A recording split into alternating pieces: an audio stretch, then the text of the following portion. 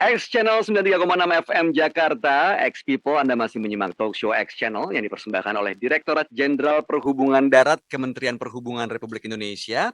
Dan tema pagi hari ini kita tengah membahas mengenai kesiapan Kemenhub dalam menyambut Natal dan Tahun Baru 2025. Seperti kita ketahui, biasanya di akhir tahun ini ya banyak sekali orang yang menggunakan transportasi ya, bergerak dari tempatnya untuk sekedar mudik atau sekedar liburan atau sekedar berwisata. Nah, inilah kita lagi membahas bagaimana kesiapan Kemenhub supaya memberikan jaminan kenyamanan buat kita pengguna sarana transportasi di talk show X Channel only on X Channel 93,6 FM Jakarta. Tentunya masih bersama saya Bayu Oktara dan sudah bergabung PLT Direktur Jenderal Perhubungan Darat Kemenhub RI Bapak Ahmad Yani ATDMT. Kita kembali lagi Pak Yani. Ya, Pak Dirjen, masalah kepadatan Pak, ini kan selalu terjadi pada saat libur Natal dan Tahun Baru. ya, betul. Dan biasanya meskipun jumlahnya tidak sebanyak mudik lebaran, tapi tetap aja masalah ini jadi persoalan dan biasanya menjadi ukuran nih Pak. Apalagi libur mudik lebaran kayaknya jaraknya nggak jauh nih dari tahun Ini adalah uji cobanya. Oh, iya. Uji Apa coba saja sebelum Lebaran. evaluasi dari periode angkutan Natal dan Tahun Baru sebelumnya? Apa saja evaluasi yang diterapkan di tahun ini dan apa saja kebijakan baru yang diterapkan kali ini, Pak? Ya, sebetulnya nggak ada yang baru, tetapi memang manajemen rekayasa itu kita atur lebih baik lagi. Oke. Pasti kan isu strategisnya tadi yang sudah saya sampaikan. Ada kemacetan, penumpukan pada simpul, ya tadi di pelabuhan, kemudian ada isu keselamatan. Nah, yang paling mendekat adalah sebenarnya isu keselamatan gitu. Nah, yang kedua adalah terkait dengan cuaca. Nah, ini nggak bisa ditolak, nggak bisa dilawan. Kita harus lakukan mitigasi yang cermat, bagaimana kita bisa mengatasi, mengantisipasi cuaca ini. Nah, ini tadi saya sampaikan yang paling penting adalah peran media, ya, media mainstream maupun sosial yang perlu kita sampaikan ke masyarakat ya pada saat cuaca. Nah, di samping itu posisi kondisi uh, mitigasinya kita sudah siapkan semua, termasuk stakeholder kita PU sudah menyiapkan alat-alat berat yang ada di titik-titik longsor dan rawan banjir. Itu sudah dipersiapkan ya. Kemudian langkah-langkah tindak lanjut misalnya terkait dengan bagaimana pengaturan di tempat penyempitan tadi sudah disiapkan, cara bertindaknya sudah kita persiapkan bersama-sama. Komandan kita di lapangan itu adalah teman-teman dari Korlantas Polri. Oke. Kita sudah mempersiapkan itu dengan sebaik-baiknya dan insya Allah ini lebih baik. Tetapi kita tidak bisa baca. Betul. Bisa antisipasi. Antisipasinya saja. Kira-kira gitu Mas Bayu. Siap Pak Dirjen, mudah-mudahan siapa yang kita antisipasi tidak terjadi ya Pak ya. Tetap bisa nyaman para pengguna sarana jalannya dan termasuk pengguna angkutan umum nih Pak. Kan biasanya kalau liburan seperti ini akhir tahun banyak juga perusahaan bus Pak yang ya dalam tanda kutip gitu ya menaikkan tarifnya menjelang libur Nataru. Nah, bagaimana tuh Pak pengawasan terhadap tarif angkutan umum agar tetap sesuai dengan ketentuan Pak Dirjen? Ya, kita ada survei siapa yang menaikkan tarif, siapa nanti yang melanggar tarif itu pasti akan ada sanksi gitu ya. Tetapi memang untuk angkutan-angkutan yang bukan ekonomi itu kita mungkin peringatan segala macam akan kita lakukan. Nah, di kesempatan ini ingin saya juga sampaikan bahwa kendaraan yang dioperasikan ini juga harus sudah diramcek, ya, diramcek ya, untuk menjamin bahwa kendaraan yang beroperasi itu benar-benar sehat. Nah, jadi saat ini kita sudah melakukan kurang lebih hampir 23.000 ramcek terhadap kendaraan angkutan umum yang ada di seluruh Indonesia. Mhm. Mudah-mudahan sampai dengan tanggal 18 sampai tanggal 20 nanti kita bisa menyelesaikannya seluruh armada angkutan jalan maupun armada angkutan penyeberangan selesai dirancang. Harapannya adalah tingkat keselamatan yang kita jaga itu bisa berhasil. Amin. Gitu, Mas Bayu. Ya, harapan kita semua, Pak. Nah, kalau bicara tadi di awal mengenai inovasi, saya tertarik yang Pak Dirjen sampaikan tuh, yang kita para pengguna bisa memonitor, bisa melihat, bahkan tadi dari Kementerian Perhubungannya sendiri juga bisa memantau pergerakan lewat teknologi begitu ya. Apa saja Pak inovasi teknologi yang digunakan untuk membantu pengelolaan transportasi selama liburan kali ini, khususnya yang bisa diakses oleh masyarakat? Monggo Pak Dirjen. Ya, terima kasih. Kita punya yang namanya kalau di Kementerian Perhubungan punya mitra darat, ya. Mitra darat itu sudah lengkap di sana. Mau lihat pergerakan yang ada di jalan tol sudah kita sambungkan. Misalnya Mas Bayu mau ke Cirebon, Mas Bayu cek dulu nih, lihat di kamera jalurnya Jakarta sampai Cirebon gimana nih. Nah, itu bisa dilakukan melalui mitra darat karena nanti kita sambungkan juga ke linknya teman-teman dari PU, dari BPJT, dari Jasa Marga. Jadi sudah terkoneksi. Mudah-mudahan uh, ini bisa juga dilihat oleh masyarakat, termasuk cuaca. Termasuk cuaca sudah kita akan konekkan juga dengan teman-teman yang dari BMKG. Jadi komprehensif bisa dilihat di situ. Memang yang paling penting adalah saat melonjaknya arus lalu lintas, Mas Bayu, supaya kecepatan atau waktu tempuh itu sesuai yang kita harapkan, maka memerlukan pembatasan-pembatasan.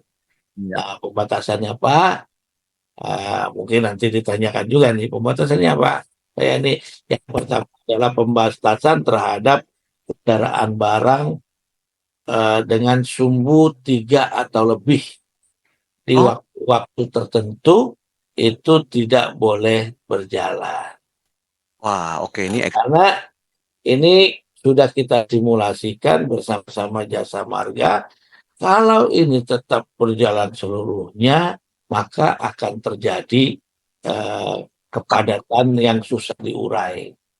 Karena visi rasionya, volume per kapasitasnya lebih dari 1. Oke. Nanti kalau itu terjadi, maka pembatasan harus dilakukan. Oleh itu dipastikan pembatasan sudah diberlakukan nanti. Bisa dengan apa? Dilakukan setelah dilakukan pembatasan itu terhadap kendaraan barang sumbu roda 3, juga dilakukan manajemen rekayasa seperti misalnya dengan kontraflow atau jalan menjadi jalan satu arah. Itu Mas Bayu. Oke. Kalau jalan tol fungsional juga diberlakukan ya Pak ya? Untuk tahun ini juga Ada beberapa jalan fungsional yang misalnya yang ke arah Jogja Solo ya. Jogja Solo itu ada tambahan berapa kilometer lagi menjadi jalan fungsional. Nah, ya memperlancar lah, mudah-mudahan.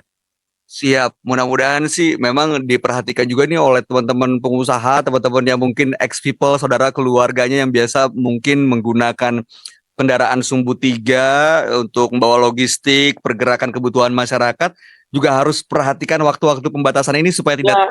Ya betul Mas Boy. Tapi yang dibatasi adalah kendaraan yang kalau kendaraan yang mengangkut barang pokok masih boleh.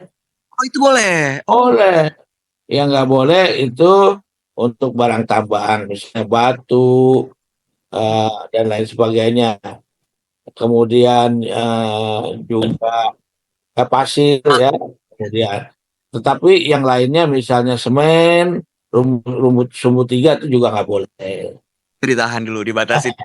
Ya, kasih prioritas dulu untuk teman-teman kita yang ingin melakukan Nataru itu. Yang libur Nataru ya. Oke. Nah, bicara soal libur Nataru, Pak Dirjen. Tadi kita Ya, sedikit kalau di tempat wisata itu kan sering terjadi penumpukan, dan bicara tempat wisata bukan hanya tempat atraksi kebun binatang, tapi juga restoran pun masuk ke kriteria ini nih Pak. Nah, karena kita tahu kan selalu jadi simpul kemacetan tuh baik di kawasan urban ataupun rural.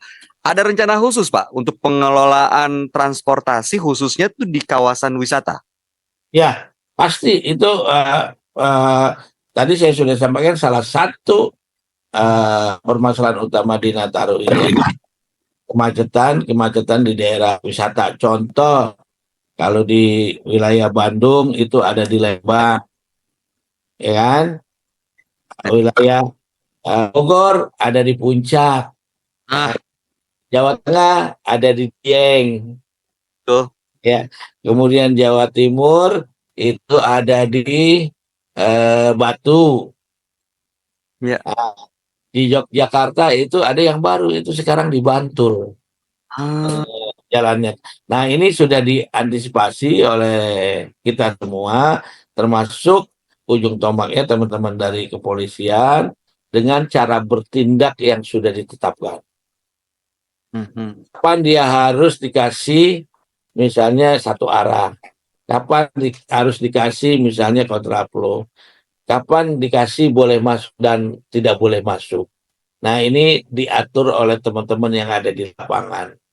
Jadi ini udah rigid sekali Mas Bayu terkait dengan cara bertindak kita di mana di lapangan. Contoh misalnya di Dieng. Ya. Di Dieng itu kendaraan besar nggak bisa masuk, nggak kuat kalau naik ke atas. Nah oleh sebab itu mereka akan diatur nanti dikelompokkan di terminal yang dekat Wonosobo. Baru dari sana mereka boleh naik ke Dieng.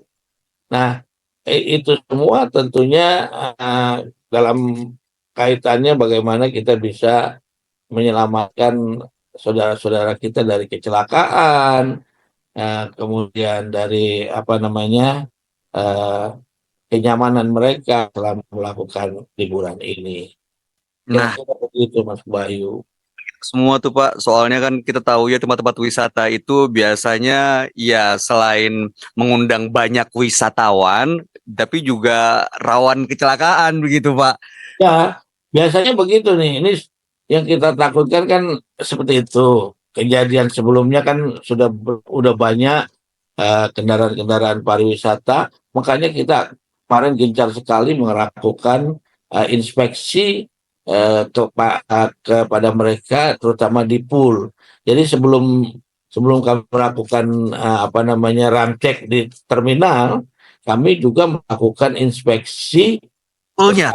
kan di poolnya langsung Mas Bayu untuk menjamin tadi bahwa nanti kendaraan-kendaraan beroperasi di jalan itu dipastikan memang sudah layak jalan. Nah, untuk yang tidak layak jalan kita kasih stiker tandanya merah coret, merah. Nah, itu kalau dia jalan di lapangan udah diberhentiin nggak boleh itu. Oh gitu. Oke, jadi pengawasan dimulai dari pool, lalu kemudian di terminal-terminalnya. Ya, ya, jadi Baik jalan begitu ya Pak ya. ya jangan sampai nanti teman-teman sewanya kendaraannya yang disewa itu yang coret merah. Jangan misalnya karena ingin murah gitu ya, tapi nggak pakai rem, mau nggak? Ayo. Mau murah yang ada marah-marah nantinya. Oke, Dan nanti kita lanjutkan lagi Pak.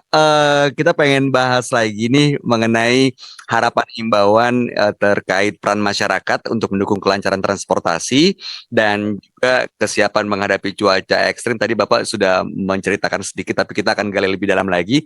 Kita dengar musik dulu, boleh Pak Dirjen? Oke.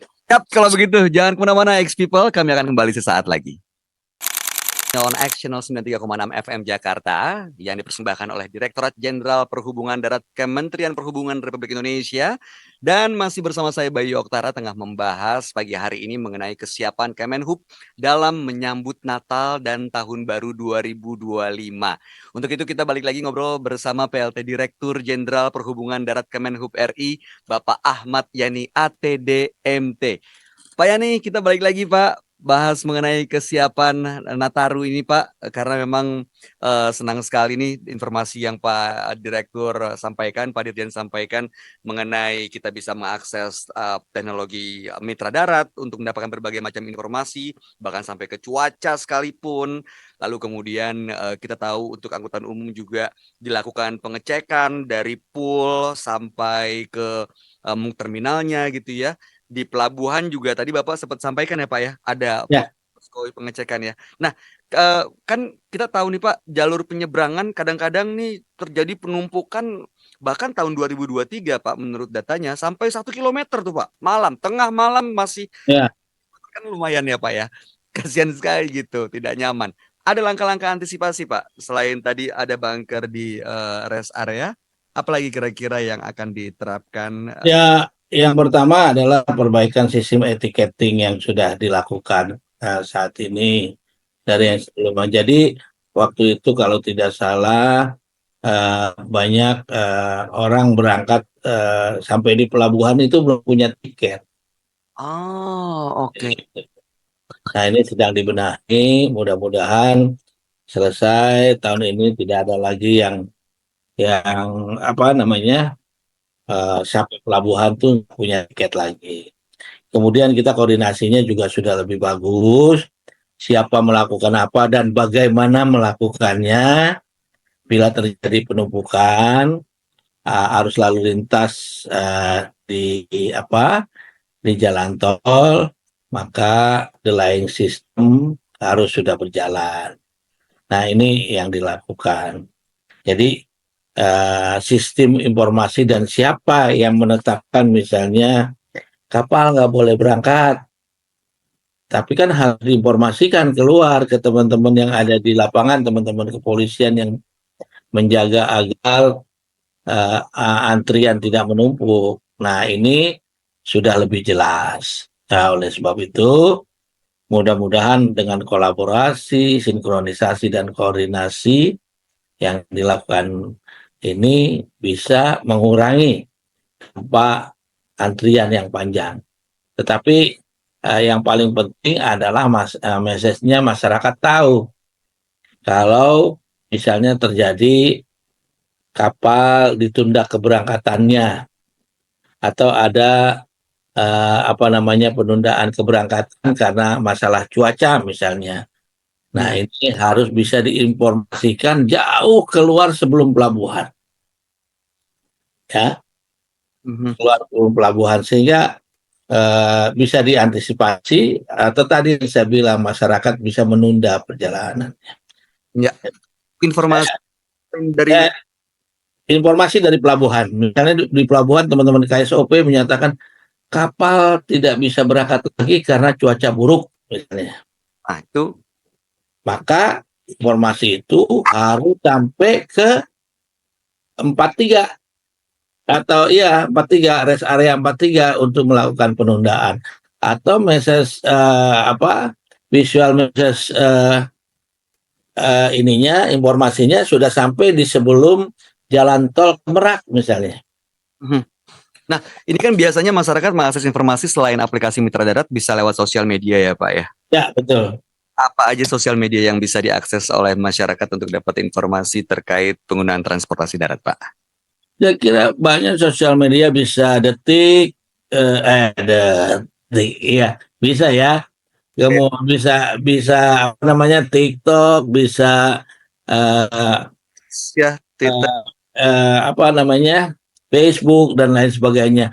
Bahkan bisa langsung misalnya kalau cuaca ke BMKG. BMKG sangat detail. Ruas tol itu ada. Nah, ini X-People juga bisa mengakses Instagramnya di _hub.ditn _, HUBDAT. Silakan di-follow sekarang biar, Sekarang. tapi jangan minta fallback ya Pak ya, nggak boleh ya. Nanti ada waktunya Om Bayu. Dan kalau untuk cuaca seperti Pak Dirjen sampaikan, itu kita nggak bisa ya melawan atau mengatur gitu ya. Yang bisa kita lakukan adalah langkah-langkah antisipasi. Nah, bagaimana nih memasuki cuaca yang ekstrem seperti sekarang? Apa saja mungkin bisa dijelaskan kembali Pak langkah mitigasi jika terjadi bencana alam yang bisa mengganggu arus transportasi? Ya, mitigasinya harus siap. Oke. Ya, kalau itu berupa longsor, kemudian banjir, mitigasinya siap, dan alhamdulillah stakeholder kami dari PU itu sudah siap di titik-titik yang memang sudah diidentifikasi rawan banjir dan rawan longsor. Alat-alat berat sudah disiapkan di poskonya masing-masing. Nah, kemudian juga di tempat-tempat wisata kami sudah meminta teman-teman pariwisata untuk menyediakan tempat istirahat yang cukup, terutama bagi pengemudi. Ya, ini penting karena masyarakat itu sudah menyerahkan nyawanya kepada pengemudi di belakang pengemudi gitu ya.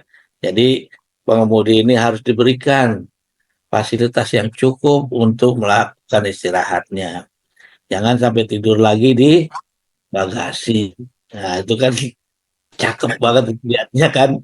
Kalau di foto cakep gitu, tapi sebetulnya itu jelek banget gitu ya.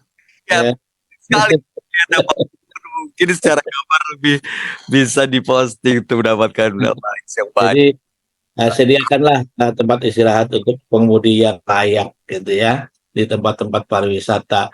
Ini menjadi ikon wisata kita nanti ke depan bahwa kita memang peduli dengan keselamatan dan mudah-mudahan lebih bergairah lagi pariwisata kita. Hmm? Apalagi Mas Bayu?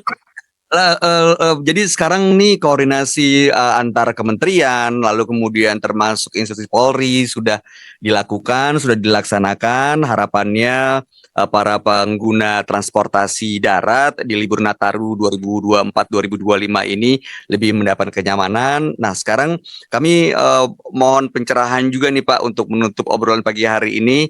Ya. Kira-kira apa harapan dan juga himbauan dari Kementerian Perhubungan terkait peran masyarakat untuk mendukung kelancaran transportasi selama periode Natal dan Tahun Baru ini? Monggo Pak Dirjen. Yang pertama saya sampaikan bahwa dalam kondisi yang memang tidak diperbolehkan untuk berangkat, misalnya kapal, maka masyarakat harus mengerti. Jangan pernah berangkat tapi tidak pernah sampai. Ya. Jangan berangkat tapi tidak pernah sampai. Nah, oke. Baik tidak berangkat daripada tidak pernah sampai. Ya. Jadi lebih baik tidak berangkat daripada tidak pernah sampai. Nah, yang kedua adalah selalu memperhatikan keselamatan dan keamanan dalam berkendara, dan pengemudi wajib untuk melakukan pengecekan ya pada kendaraan, mematuhi rambu, marka, tidak buang barang sembarangan, terus memperhatikan kapasitas penumpang dan muatan kendaraan, membawa perlengkapan kendaraan, dan disarankan untuk bepergian pada siang hari dan menghindari perjalanan puncak mudik. Jadi bisa diatur. Nah, nanti kan ini udah ketahuan nih puncak mudiknya tanggal kapan gitu ya. Udah ketahuan. Nah, itu harus bisa masyarakat bisa melihat. Kedua, untuk pengguna sepeda motor nih khususnya masih banyak juga nih Mas Bayu dalam melakukan perjalanan mudik karena rentan akan terjadinya kecelakaan, disarankan menggunakan angkutan umum saja. Yang resmi. Saran. Angkutan umum yang resmi lebih nyaman ya Pak ya. Tetap Yang sampai. telah disiapkan ya. Kemudian yang ketiga, agar pengguna jasa penyeberangan dapat membeli tiket maksimal di H-1. Jadi sebelum berangkat udah beli tiket dulu gitu. Agar perjalanan lebih siap. Yang ke berapa nih? Keempat, jika lelah harus apa? Istirahat. Nah, Makan ya nggak Pak. boleh minum apa tuh? Suplemen untuk ini. Nanti ngantuknya malah berlebih. Ya. Baik. Kemudian yang selanjutnya adalah memantau perkembangan kondisi lalu lintas melalui sosial media yang ada, termasuk juga yang dimiliki oleh Kementerian Perhubungan. Silakan, di situ lengkap. Kemudian yang terakhir, perusahaan angkutan umum dan perusahaan penyeberangan memastikan kelaik operasian kendaraannya tadi yang sudah direm cek, yang boleh berjalan dan dengan tanda boleh beroperasi, bukan dengan tanda coret merah, itu nggak boleh. Udah dicoret. Ingat Bayu. Ya dia. Siap, senang sekali hari ini kita mendapatkan berbagai pencerahan yang bisa mudah-mudahan membuat suasana liburan Natal dan Tahun Baru 2024-2025 akan lebih lancar, dan tentu kita bisa mendapatkan tujuan kita, yaitu mendapatkan keselamatan perjalanan dan juga waktu tempuh yang wajar. Baik. Senang sekali Pak, pagi hari ini sudah bergabung di Talkshow X Channel. Mudah-mudahan lancar semuanya. Salam sukses dari kami. Semangat untuk seluruh jajaran Dirjen Perhubungan Darat Kemenhub Republik Indonesia. Dan X People, itu dia tadi obrolan saya Bayu Oktara bersama PLT Direktur Jenderal Perhubungan Darat Kemenhub Republik Indonesia, Bapak Ahmad Yani ATD MT. Terima kasih Pak, sampai jumpa. Ya, Pak.